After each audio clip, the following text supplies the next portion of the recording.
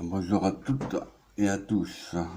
Voilà donc ces phrases c'est suite à la vidéo précédente, hein. Donc réalisation d'un télémètre sonore.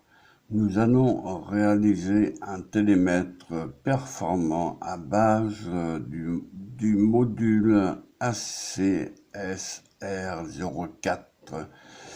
Le montage de l'application va nous permettre d'obtenir le fonctionnement suivant. Un module LCD 1602, donc c'est-à-dire 16 lignes sur 16 caractères sur 2 lignes, affiche la distance entre le ACSR04 et un objet qui lui approche. Si la distance est supérieure à 20 cm, distance limite, une LED verte s'allume. Si la distance est inférieure ou égale à 20 cm, la LED verte s'éteint. Et une deuxième LED rouge se met à clignoter avec une vitesse dépendante de la distance entre l'objet et le capteur ultrasonique. Si la distance décroît, la vitesse de clignotement accélère et si la distance augmente, la vitesse de clignotement ralentit. Excusez-moi.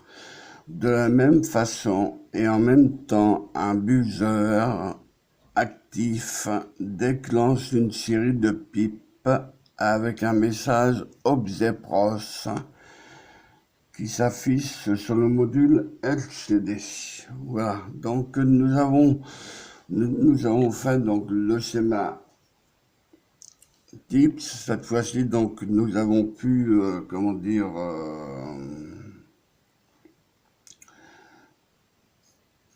nous avons pu obtenir donc la matrice grâce au logiciel. Donc nous avons fait ça par logiciel qui va beaucoup plus vite que de faire ça. Donc nous avons fait donc une capture d'écran, si vous préférez, directement par le logiciel. Voilà. Donc sinon, les branchements, vous les faites exactement pareil, hein, ça change pas. Donc les couleurs des fils, donc ici vous avez donc la couleur jaune, hein, ici vous avez donc la couleur noire, hein. Donc je vais quand même signaler un fait important, mais enfin donc ça fonctionne quand même, hein. Donc oui, le plus on avait mis au moins. Puis le fil noir, on a mis au plus, hein, mais peu importe, hein, vous faites exactement les mêmes branchements et le tout fonctionne correctement, hein. Donc il n'y aura pas de problème de ce côté-là, puisque j'avais uniquement inversé le fil d'alimentation, mais donc j'ai donc inversé les autres fils d'alimentation, donc ça fonctionne identique. Voilà, donc, en d'autres termes, ne tenez pas compte donc suivez mon pointeur qui se trouve légèrement à droite, donc le trait bleu là et le trait rouge, ne tenez pas compte à ce niveau-là. Voilà,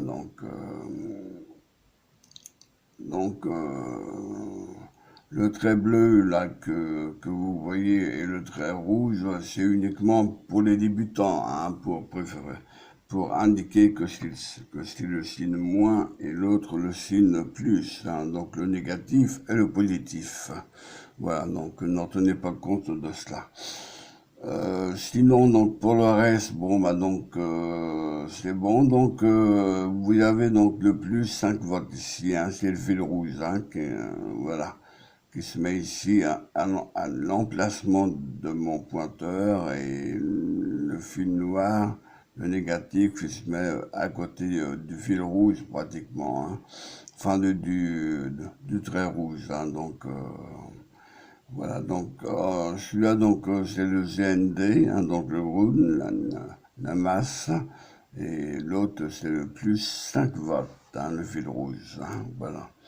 Sinon, bon bah concernant les couleurs, bon bah c'est à vous de voir, hein, bon bah moi donc j'ai mis les couleurs comme sur mon, comment dire, comme sur ma pratique, hein, que j'ai fait sur la vidéo précédente.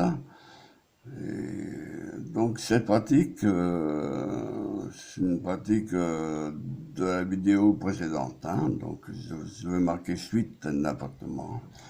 Donc je vais marquer un test, là, ne vous inquiétez pas pour ça. Maintenant concernant le... Voilà, donc je vais le laisser parce que je vois que c'est un peu flou là. Que je regarde avec ma... Non, ok, d'accord, donc c'est bon. Donc je vais le remuer un petit peu pour voir. Voilà, donc ça se remet, parce qu'il ne faut pas que ça trop vite. Sinon le focus se dérègle. Donc là je regarde pour voir si c'est pas flou. En principe non. Ok, c'est bon. Donc je regarde avec un appareil spécial, oui. Donc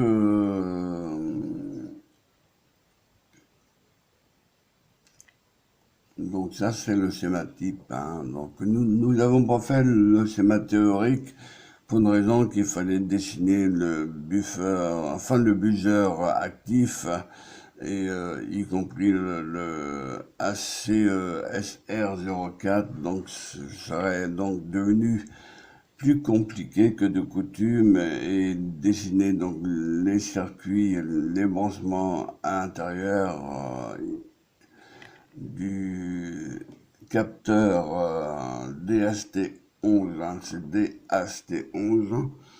Et vous avez aussi la dernière version, la DHT12, hein, exactement aussi. Mais enfin, donc celle-là, donc la DHT11, donc fonctionne bien. Sinon, donc l'afficheur, c'est un 16 multiplié par 0,2, hein, comme d'habitude. Un potentiomètre pour le contraste, donc c'est un 10K, un 10 kilooctets, donc 10 kilo ohm, excusez-moi, ACSR04. Hein. Ah, vous avez ici donc l'émetteur ultrason. Ah, l'ultrason que je vous explique à peu près grosso modo, donc c'est 340 mètres par seconde, hein. Donc la vitesse du son, hein. Donc là c'est l'ultrason. Ah, l'ultrason, qu'est-ce que ça veut dire? Ce sont des ondes radio. Hein, pour ceux qui ne connaissent pas, hein. Ce sont des ondes radio et qui permettent donc ici à l'emplacement de mon pointeur, on va émettre. Et lorsque vous mettez le doigt ou la main plutôt devant, donc l'émetteur ultrason, ça va frapper sur la paume de la main et ça va donc renvoyer sur le récepteur. Voilà donc le procédé. Ça fait un système d'écho, si vous préférez. C'est-à-dire que les ondes arrivent ici et ça repart vers le récepteur. Et ainsi de suite, comme ça, hein. Donc voilà, donc c'est pourquoi que lorsqu'on mesure la distance, on fait varier la fréquence en même temps. Voilà, c'est pourquoi que l'afficheur indique directement donc la vitesse, hein. Enfin pas la vitesse, la distance, hein, qui, entre la main par exemple et l'émetteur. Un émetteur qui se trouve à votre gauche, c'est le récepteur à votre légèrement à droite, hein. Donc ce qu'on appelle donc ultrasonique, hein. Ah, sinon, vous avez une LED rouge, ici une LED verte, ici vous pouvez mettre n'importe quelle couleur. Ici vous avez le DHT11, hein, donc suivez mon pointeur, c'est donc c'est un capteur de température et d'humidité en même temps, hein. Donc, si nous avons mis ça, on l'a expliqué dans le code, vous le verrez dans le code. Le buzzer actif, hein, qui fonctionne directement avec la LED rouge, hein. Donc,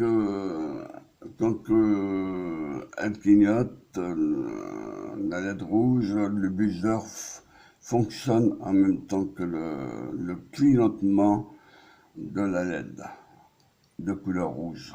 Voilà. Donc, sinon, bon, bah, pour les commentaires, ça reste identique, hein, donc, que par rapport aux autres appartements. Donc, définir, donc ça veut dire la définition, ça veut dire qu'on va, comment dire, déclarer les variables, hein. Ça sert à ça. Donc, les défines, un peu en même temps, on va déclarer donc les brosses, etc. Rappelez-vous que les SLAF, là, donc, ce sont des commentaires, hein. Donc, pour ne pas que le microprocesseur confonde les commentaires avec les paramètres du programme. Voilà. Sinon, rien de particulier. Là, donc, nous avons mis. Vous voyez, donc, le code est long. Donc, je l'ai fait. Donc, bien sûr, au début, il faut le faire à la main.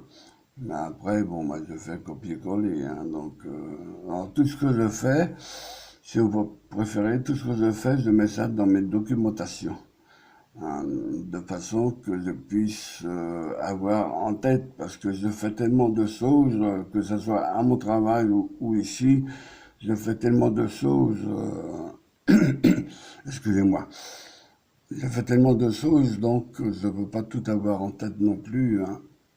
Et donc je mets ça dans mes documentations dans ce cas-là. Voilà, donc sinon, donc c'est en 6 étapes, hein. Donc vous voyez, donc j'ai mis donc la 6e étape à la fin. Donc là c'est le calcul de son. Donc vous voyez, donc j'ai mis 331,4. Donc le point ça indique la 4 plus 0,606, donc multiplié par DST. Alors DST c'est le truc bleu là que je vous ai fait montrer là. Donc c'est ça, donc la DST, hein. Donc, c'est qu'il y a mon pointeur, hein. Donc, voilà. Donc, oui, parce que la vitesse du son, si vous préférez, ça varie, parce que c'est compliqué, hein. Donc, ça varie entre la température et l'humidité. Hein. C'est pourquoi qu'on fait donc en quelque sorte en quelque sorte, comment dire, un rapprochement si vous préférez, hein. Ceux qui disent, il a été voir sur le net pour voir et ils disent à peu près la même chose que moi. Donc c'est en centimètres aussi par microseconde, hein. Donc ça va tellement vite, hein. Donc pour calculer donc la distance, hein, donc durée divisée par 2 multiplié par vitesse divisé par 10 000. Et on calcule ça donc en centimètres par microseconde exactement. Voilà donc ce que j'avais à dire. Sinon, donc je vais remettre le schéma, donc voilà, que vous puissiez l'avoir sur vos yeux. Et bon, donc c'est un schéma classique, hein, pratiquement, hein. C'est un schéma comme les autres en appartement, sauf, bon, bah, les branchements sont diffèrent un petit peu, les branchements, c'est tout, voilà. Donc, bon, donc,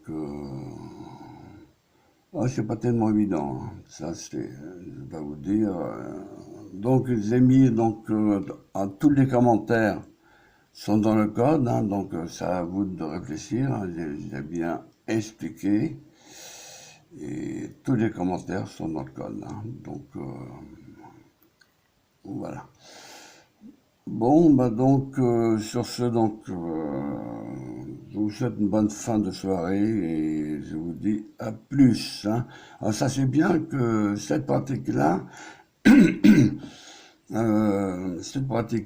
est la suivante de l'autre pratique, hein, de la vidéo précédente, hein. Donc c'est exactement la même pratique, hein, sauf que là, que vous avez le schéma en face de vous. Voilà. Que sur l'autre vidéo, donc la vidéo précédente, il n'y a pas de schéma, hein. C'est pourquoi que nous faisons une deuxième vidéo pour mettre le schéma afin que vous ne soyez pas embêtés. Voilà. Bon, sur ce, donc, je vous souhaite une bonne fin de soirée et je vous dis à bientôt.